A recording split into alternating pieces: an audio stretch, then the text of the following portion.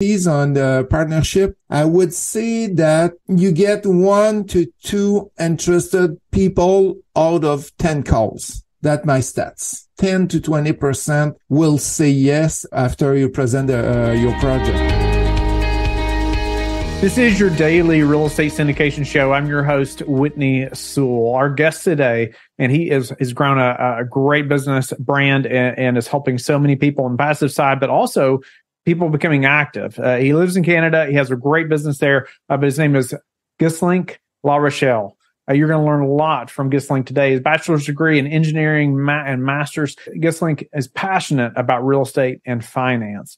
He owns a real estate portfolio that includes more than 400 rentals, 2 shopping centers, a number of other commercial parcels as well. He's a founder of a Immofacile. It's hard for me to pronounce it. You'll notice during the conversation, he is French. He speaks French fluently, and so the English is second language. But man, a very knowledgeable individual. But he has a training facility that helps people achieve financial freedom through real estate. He's an investor. He's authored 10 books.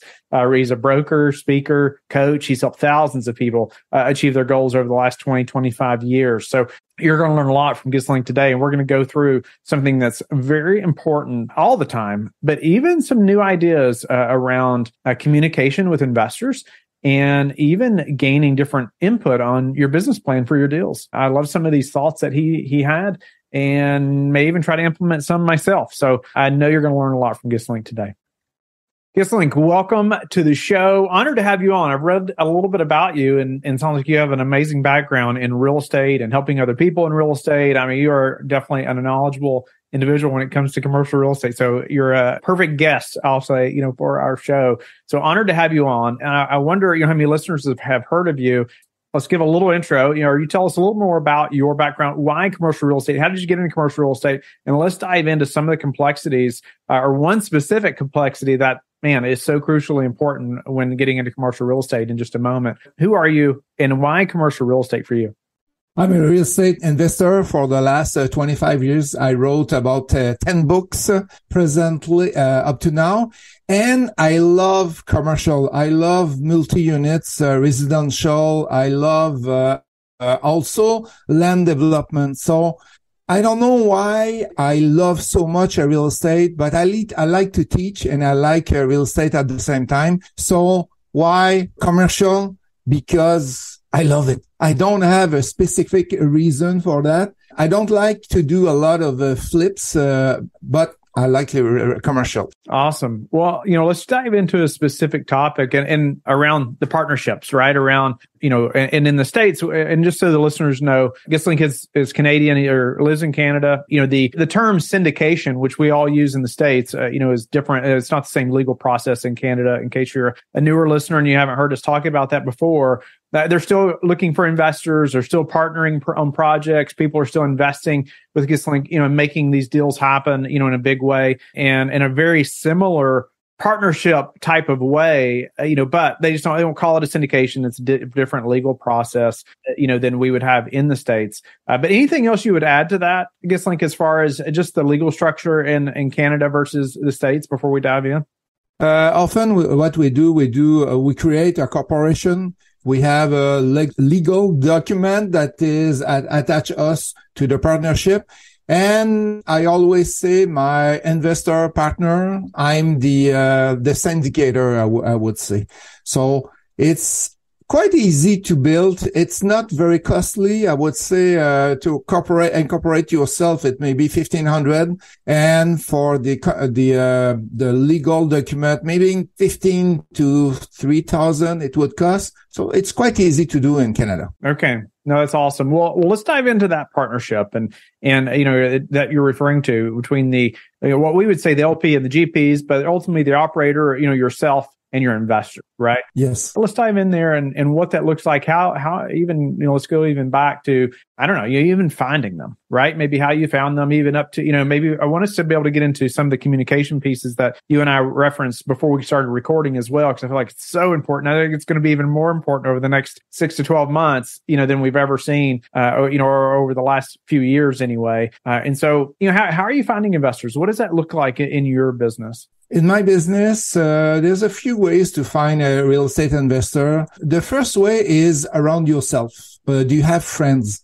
Do you have families that could jump into your project? If not, you have to go to networking events. Okay. Nobody around yourself wants to invest in real estate. So you go to networking events, and what you do, you have to set yourself a goal. I want to meet 5 people in the networking event. And it doesn't have to be a real estate networking event. It could be any type of event that you could find. Well, so what I do, I say, okay, tonight I will meet at least 5 people. I will take my card, my business card, and I will give it to at least 5 people. So what you do when you meet them, you don't ask, hey, Whitney, I need $100,000. Would you like to loan it to me? I have a big project for you. That's not the way to do it. So you want to find from the people, do they have interest in real estate? If not, this is not the right guy for you. You have to find somebody else. So you go from one to the other and to the event. And often what I do, I look at the people that are outside the crowd. They are sitting in one corner, very lonely. And I go and I meet with these people. And often they have very interesting ideas, and they can be a good fit for my projects. And you have to take their name. And when you have a good project, what you do, you call them. Last week, I was looking for $100,000. And what I did, I look at my list. I have a big list of names, and I just call them. Is it a good time for you to do an investment with me? Yes, no, maybe. What is your project? And you're talking with them. And finally, I was able to find about 4 or 5 calls later,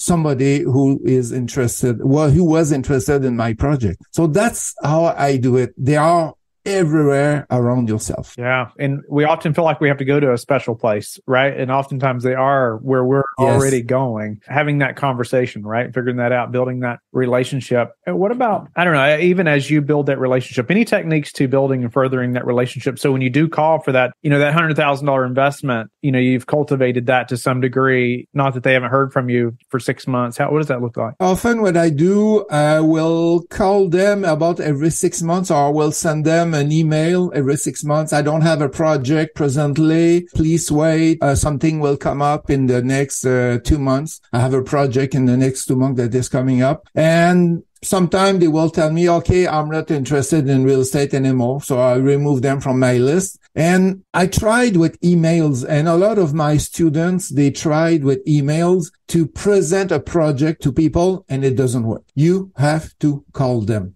You take the number, you call them directly.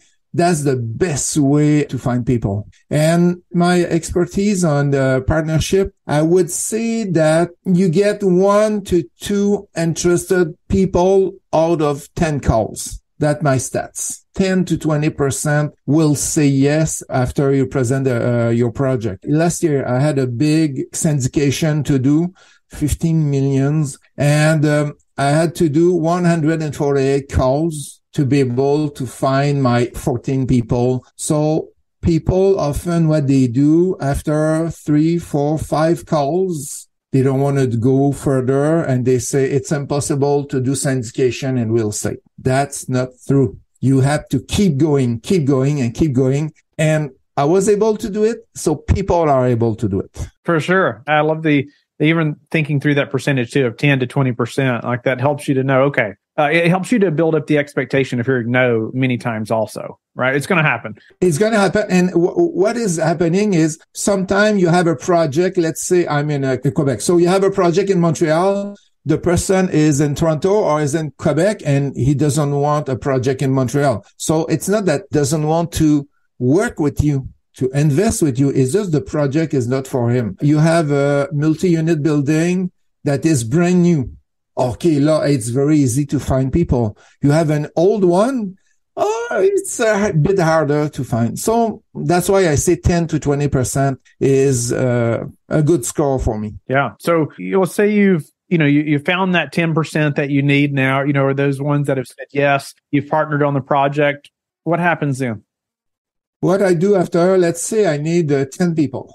Okay, I need 10 people for my project.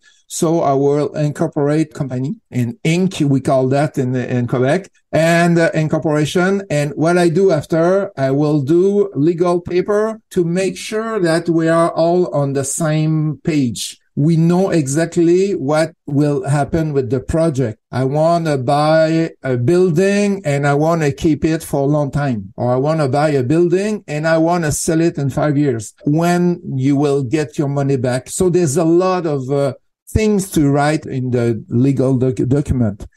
You have to think about it before you write it down, and a lawyer will help you. Yeah. So many things you want to ensure you're on the same page about, right? Or that they know your business plan moving forward. I wanted to back up just a little bit though, because I didn't ask you and I wanted to, just even how you present that deal, to those people you're calling. How do you handle that conversation to present that well? And, that you're not desperate for the money, but hey, you are providing that opportunity, right? What does that look like? That's a very good question. What I do first, I call Whitney and I ask him, I'm Ghislain Larochelle and I have a really great project presently.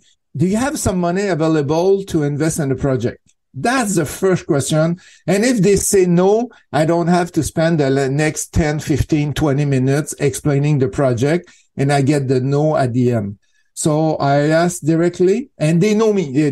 We met one time in the last years. The second question I asked, okay, is your money available? Yes, you have money, but is it available in the next month? No, I have to refinance my building. It will be in 2 months. Okay. We will wait for the next project. The third question I ask is, do you want to know a bit more about a multi-unit building that I want to buy, or you're only in the flip type of project? No, I want to know. Okay. And I tell them after the region, the city, and if they are interested with these 5 questions, we talk a bit more. So I will explain the project, the ROI over the phone. And if they are still interested after that, I send the package. It's a PowerPoint that I have built to explain the city, to explain why we're investing in this project, the financial part of it. I will explain also the partner, who I am, what I have done up to now, and when you will get your money. So I send them the PowerPoint, a PDF file, so they are able to know if they want to invest with me. One question that is really important: when will you get back to me? Because when you talk to maybe 15-20% in the same during the same day, you want to make sure that they will get back to you very soon. So next Monday, I will get back to you. Okay, sure. I'm waiting for you for the next Monday. So paperwork, it's simply a PowerPoint that I'm doing. It's about 16, 18 pages, and they have everything they need over there. And it's very important to have this paper. Last week, I was at an investment meeting with about 16 investors, and one lady asked me, she said, you told us that you would get back our money on the year 4th. I said, no, it's year 5. It's after 5 years. I said, I'm pretty sure you said 4 years. Okay. So let's go back. I was on Zoom. So let's go. We could go back to the presentation, and it was 5. So it's very important to write things down. Very important. So that's how I do. Have the interest with the people. Yeah, I love the presentation. And then also the legal documents should share that business plan as well, right? So they know, hey, you signed, this partnership agreement, probably, what it would be called there, I would think, or in our case, a subscription agreement, in the States, part of your private placement memorandum that's going to lay all that out. Even our investment summary, which sounds similar to what Ghislain is talking about, that shows all the pretty pictures and our business plan and the returns, projected returns, I'll say, that even becomes part of the PPM or at our legal documents. Yes. And so like he said, hey, if there's a question, well, let's just, I can look. Yeah, you take the presentation you have built for them and you put it in the partnership agreement. So everything is there, but in the legal way. And sometimes the business plan has to change, right? Oh yeah, it will change. No doubt about it. Can you speak to that a little bit? Just like you had this person call and say, hey, well, this is what I thought. Then you say, well, no, this is what the business plan said. However, on the flip side of that, sometimes it does need to change, right? I have a project presently, and the goal of the project was to return the money in 5 years, period. But presently, with the interest rate that are very high, I'm not able to return the money to the investor. So that's one thing. It's out of, I can't do anything about it. It's the interest rate, and I'm not able to refinance and give them back their money. So we have two choices. We keep going. It's a very good building. It's working very well, and we keep going. Or the second choice, we vote and we decide if we sell the building. So I have only, on this project, I have about 40% of the ownership, and we decide, and if they say we sell, so we call a real estate agent and we will sell the building. So that's not my goal, but I don't have enough ownership to be able to decide for everybody. So that's one thing that could happen, and I'm having it today. That's one project I have today, is decide if I do the voting or what I will do exactly. Are you about to start a podcast or producing a podcast and tired of doing the editing yourself? We have produced over 1,000 daily shows, and the production team that I've created, they're now available to produce shows for you as well. We can do as little or as much as you need, from finding and communicating with guests, preparing introductions, to editing the audio and video. You will sound better, have a more professional presence, and be able to spend your time doing other valuable tasks on your business. Let me know you're interested by emailing me directly at whitney@lifebridgecapital.com. Yeah, no, that's incredible, because it happens, right? I mean, that is part of this business. Plans are going to change. There's so many variables, so many things we try to plan for, and we plan for we try to plan for the unplanned, right, or things we can't plan for. But there's still things way outside of our control. And so, how is that then communicated? Then, say, to those investors? You mentioned y'all are going to vote and whatnot, but how do you communicate? Hey, these things have happened. I do every month. I do a meeting with 2 or 3 person that represent the investors. I don't want to do a meeting with the 18 investors every month, and we communicate with people. We communicate with them. Here is what we have decided for the month. But when we have a specific thing like the refinancing, what we do, we have a big meeting with everybody. That was last week. So everybody was there, and we vote one by one if they want what they want to do. Or sometime when we don't have to do a meeting, I would use a Survey Monkey and just send them a Survey Monkey. What do you want to do?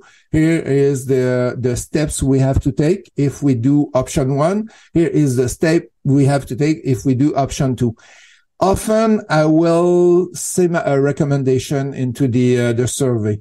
Not that I want one side or the other. I would say, I think we have a good project. It's full house. It's full. So I recommend keep the project. But if you want to sell, we could sell also. SurveyMonkey is very great for that. And when we are challenging time, I communicate with my investors almost every week. I communicate with them. And when it's very easy, I have another project. It's so easy. We get money every month. We get money of the project. So I communicate every 3 months. So between 1 week and every 3 months, but you need to have communication. So I had a student who didn't communicate with with his investors.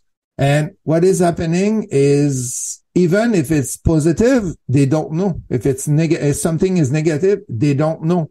So people think, there's probably a problem because they don't call us. They don't say anything to us. So that's not the best way to do it. Every month, every 3 months, at least. Great information. A couple quick questions. Love how you said, you have a couple investors, 2 or 3 investors that you're speaking with on a monthly basis.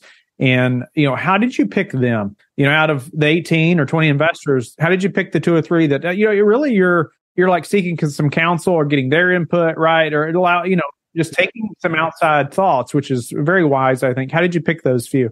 It's like it's like the management committee. I could call us. And what we do when we build the a partnership agreement, we say that 2%, 3%, 4% will be on the committee. So it's by vote. So if you want to be on the committee, you have to present yourself. You have to say why we should vote for you. And after that, all the other investors, they choose the one that they like the most, or the 2 that they like the most. And these 2 are on the committee, the management committee. And one thing why people are wants to be on the management committee, they learn. They see us with a lot of expertise. When we have a problem, what do we do? And they are involved in the decision also. That's by voting. Awesome. What about, we talked about, challenging times, even moving up to a weekly cadence. Love that. And really getting ahead of those concerns, right? Of investors that are coming in with difficult times. Yes. Hey, we're going to over communicate. Love that thought process. What does that look like, or how you share even bad news? Is that through a Zoom call? Is that through a phone call individually? Is that through a webinar? How do you handle that? Often what we do, we prepare the investors. Okay. That something will happen in December now, because, that the interest rates are very high. So we prepare them with the management committee, how do you call that? The paperwork out of the management committee that you send to the investor. In French is procès verbal. That's the resume, the overview of the meeting. And we prepare them with that. And when we come close to the date when this will happen, there's a meeting to explain everybody that this is the challenge we have. We have 2, 3, 4 solutions. What do you think? At least they are involved in it. If they are involved, they cannot tell you didn't say anything. I would not have done this like the way you did it. The more they are involved, less they will come back to you and say, you didn't do a good job. Yeah. Yeah, no, love that transparency and just putting it out there and giving them a chance to respond, or at least put their thoughts in, on the table. And often, Whitney, they don't have the expertise to answer, but at least they got the question, they got the problem, and they can say if it's a yes or no with the question we're asking them. No doubt about it. I want to jump to a few other questions, or final questions, with our time. But I want to also ask you, before we leave this topic, because it's so important, anything else you would advise the listeners to be doing as far as communication with their investors, or even how they're operating, even seeking that counsel of investors like that? I love that idea. Any other thoughts before we move on? Every month, what we send them all of the financial paperwork to them. So they cannot say you spent something that wasn't planned. No, everything is there. And we even send them a bank statement. So every month they have the bank statement. So they cannot tell us you took 20,000 out of the bank account. No, you got it every month. So this is one other way that I make sure that they love to be with me. They love to do projects with me. Yeah, love that transparency as well. I just think that builds so much trust too with investors, especially over time, right? And you're communicating like that. And so, all right, well, I'm going to move to a few other questions, just get your expertise too. And I ask a lot of guests these questions, but I think it's just always important in our business, a number of these things. But what about just being prepared for a downturn? When you're looking at a project right now, what are a few of the main things that's going to help you to know that, hey, when there's a downturn, this project's going to survive because of this? What is that for you? What I'm trying to look is the ROI for the investors. If the project is on a downturn and I'm getting out of it only 1% of ROI for the investors, I won't go into the project. In 2022, I had very nice project that was presented to me. And we knew that the interest rate will increase at the end of the year. So the income was only 1%, 1.3% for them. So I didn't go to the project. So for me, I need a good project. I need a good city where we will invest. I need to be able to increase the rent and at least 5% ROI on their money, cash on cash. So that's the way I look on my projects. What about any predictions that you have over the next 6 to 12 months, or maybe how those thoughts are changing, how you're buying or selling? Presently, I'm not stopping buying. I don't stop buying. I always have a project in front of the other one. And I think in Canada, the interest rate will go down in the last years, maybe end of 2023, beginning of 2024. So what I do, I don't invest with a very long time with the bank. I don't freeze my interest rate very long. So that's what I'm presently looking at. Even if it's a bit expensive presently, at least I'm building equity. And in 1 year, we'll be able to refinance and get some money out, or at least decrease the interest rate. What about your best advice for a passive investor right now? To invest with me? No, that's not a passive investor. What they have to do, they have to make sure that the project they love the project. Okay.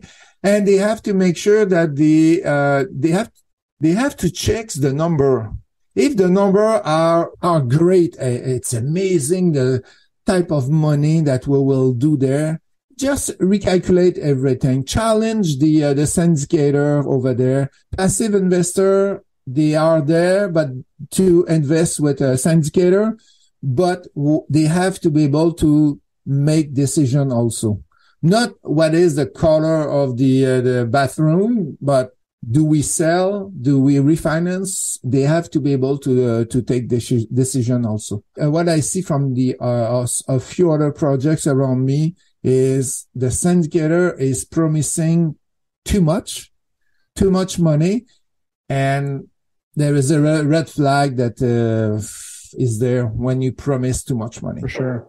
What about what are some of the most important metrics that you track? It could be personally or professionally.